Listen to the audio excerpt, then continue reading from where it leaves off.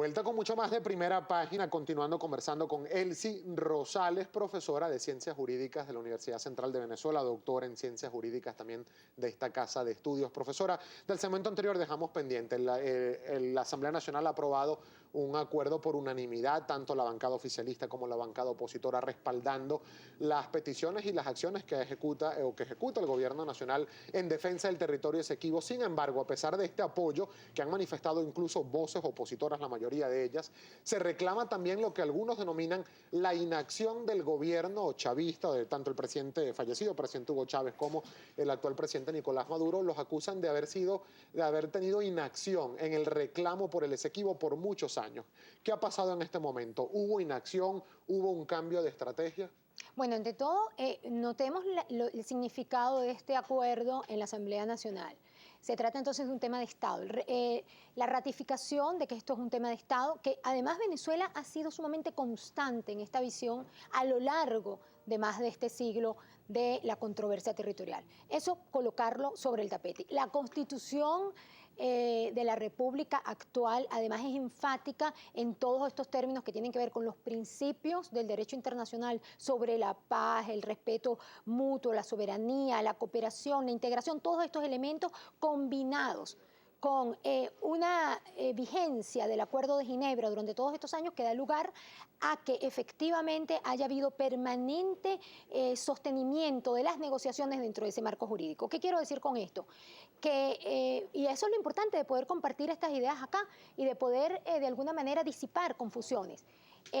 Lo que se pretende de alguna manera, quizás por confusión, es plantear que de alguna forma ha habido aquiescencia. Aquiescencia significa haber de alguna manera sido pasivo ante la acción, en este caso, de la República Cooperativa de Guyana en relación al territorio controvertido. Eso es completamente falso. Venezuela, más aún durante este periodo constitucional, ha tenido una acción proactiva, constructiva y permanente en la negociación. Solamente voy a citar dos datos para que se vea claramente. Por favor. Durante estos 50 años, el método más utilizado ha sido el del buen oficiante. Pues justamente durante este periodo de los 15 años ha habido el ejercicio de dos buenos oficiantes. Y apenas en el 2014 fallece, esto es un hecho fortuito, el buen oficiante, y Venezuela entonces propone nuevamente continuar con este método y así lo ha venido haciendo, de modo que nunca en la historia republicana ha habido ninguna forma de aquiescencia en ninguno de los momentos y por el contrario, durante este periodo constitucional ha sido sumamente activa la República en la defensa de su derecho y además fíjense cómo constituye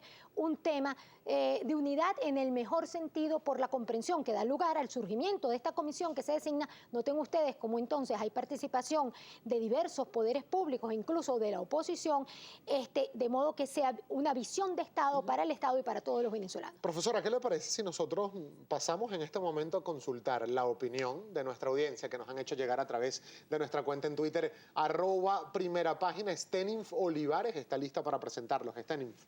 Así es, Gabriel. Profesora, bienvenida a Primera Página. De inmediato comenzamos con una pregunta del señor José María Salazar. ¿Por qué si el Esequibo es nuestro, las concesiones las otorga la República de Guyana? ¿Eso viola nuestra soberanía?, le preguntan. Sí, a ver, en derecho internacional hay una norma que no se permita actos unilaterales de ninguna naturaleza. El principio internacional es que sobre un territorio controvertido deben, de mutuo acuerdo, las mutuas voluntades, construir un consenso. De modo que para poder otorgar cualquier tipo de concesión o ejercer cualquier actividad sobre el territorio controvertido, tanto la República Bolivariana de Venezuela como la República Cooperativa de Guyana deben ponerse de acuerdo. Este es el deber ser jurídico y esto es lo que Venezuela postula y sostiene y asimismo debe ser acatado por Guyana so pretexto de cometer una infracción al derecho internacional si lo hace mediante una forma de acto unilateral, que además hay muchas resoluciones de Naciones Unidas que advierten lo negativo que puede ser la realización de actos de carácter unilateral. Profesora, el señor Jorman Fernández le pregunta, ¿cuánto tiempo puede pasar para tener una decisión sobre el Esequibo? ¿Están explotando recursos? ¿Cómo se puede detener mientras? Le preguntan. Fíjense que el Acuerdo de Ginebra es indefinido. ¿Y por qué es indefinido? Porque en el tiempo lo que pretende, lo que busca es un asunto de carácter material, sustantivo, resolver la controversia territorial habida cuenta del reconocimiento del fraude que constituyó un laudo arbitral, un arbitraje realizado a finales del siglo XIX en el cual se despoja a Venezuela de este vasto territorio que le pertenece. Entonces, ¿cómo se resuelven estas controversias territoriales de modo ajustado al derecho internacional? Pues en este caso se resuelve mediante unos métodos que van buscando la negociación, la conciliación, la investigación histórica. Es muy importante revisar cuáles son los títulos, los documentos que soportan la titularidad sobre el territorio, en este caso venezolana, y que además es clarísimo porque Gran Bretaña no solamente no tenía ningún territorio, sino que apenas logra negociar en un momento donde ya la República de Venezuela estaba instalada unos poquísimos kilómetros y luego pretende una expansión que va prácticamente, para ponérselo en términos redondos, de 5.000 kilómetros a casi 150.000 kilómetros. Cualquiera con el mínimo un sentido común entenderá que esta expansión era completamente grosera y contraria a lo que sería el respeto a la soberanía. Por consiguiente, ¿qué es lo que se pretende? Algo que es importante en su pregunta. Considerar que las controversias territoriales llevadas de la mano del derecho internacional en todas partes del mundo suponen hacerlo con la suficiente templanza y la rigurosidad y que son controversias históricas y que esto puede llevar tiempo, pero lo importante es que cada paso y cada día que se cumpla sea seguro y que todos los venezolanos tengamos conciencia de la necesidad de resolverlo de la mejor forma. Profesora, por razones de tiempo me permito leerle un último tuit de la señora @CarmenJack. ¿Qué porcentaje de posibilidad tenemos de recuperar nuestro Esequibo luego de años de abandono del tema? Le preguntan. Sí, bueno, primero que nada que no ha habido ningún abandono del tema, que Venezuela ha sido consecuente durante siglo y 15 años, desde incluso el primer momento. Piensen en la República del cierre del siglo XIX, cuando apenas Venezuela era un país en unas circunstancias dificilísimas, cuando se logra, se aprovecha.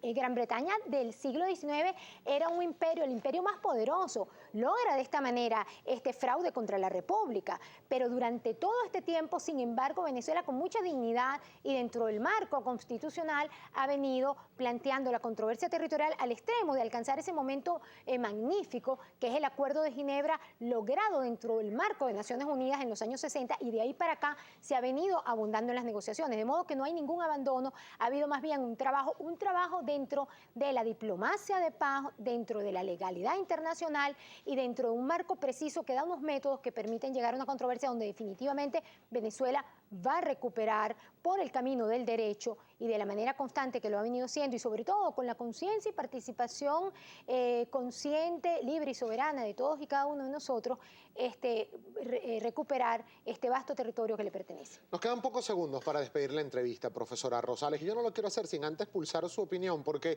cuando estuve consultando medios de comunicación de Guyana, hay voceros, articulistas políticos que, entre otras cosas, sugieren que Venezuela tendría algún tipo de temor de ir a un litigio en la Corte Penal Internacional con Guyana por la situación del Esequibo venezolano. ¿Esto podría interpretarse así? ¿Ahí Venezuela tiene argumentos legales que sustenten el justo reclamo por el Esequibo? No, la sobriedad con la que Venezuela maneja el tema no tiene absolutamente nada que ver con ningún temor, es sencillamente seguir los pasos adecuados. Los pasos adecuados son los que están dispuestos en el Acuerdo de Ginebra y van, como insisto, desde la negociación, la mediación, la investigación histórica, de tal manera que, y como todo en derecho, esto es muy importante tenerlo en cuenta y lo voy a decir lo más brevemente posible. En derecho se dispone de muchos métodos de resolución de conflicto. Lo natural, y esto es de sentido común, es que se vaya a los métodos negociados más abiertos, más flexibles, donde ambas partes de una forma amistosa pueden construir un consenso aún en la diferencia de criterio. Esto no obsta, y es bueno decirlo, que Venezuela en cualquier momento, después de agotados estos pasos y llegando a la cuestión jurisdiccional como el último paso posible y probablemente necesario, podría advenirse a la jurisdicción de la Corte Internacional de Justicia, y seguramente en ese escenario quedará muy claro el fraude y Venezuela saldrá victoriosa, como es de esperarse. Muchísimas gracias, profesora ustedes, Rosales, por haber tenido la gentileza de compartir estos minutos con nosotros. Elsie Rosales, profesora titular de Ciencias Jurídicas de la Universidad Central de Venezuela, doctora en Ciencias Jurídicas, a quien agradecemos la gentileza de haber compartido estos minutos con nosotros. Hacemos un